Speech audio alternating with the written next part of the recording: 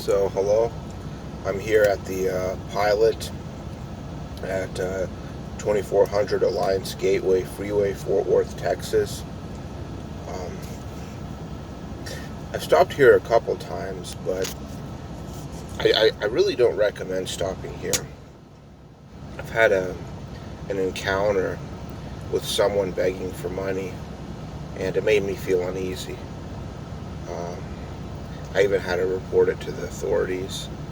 So, if you're a Schneider driver, a company driver for other companies, um, I would recommend parking at the company drop lot or the Schneider OC at Wilmer or a company location, because some truck stops here in Dallas and Fort Worth area are not safe.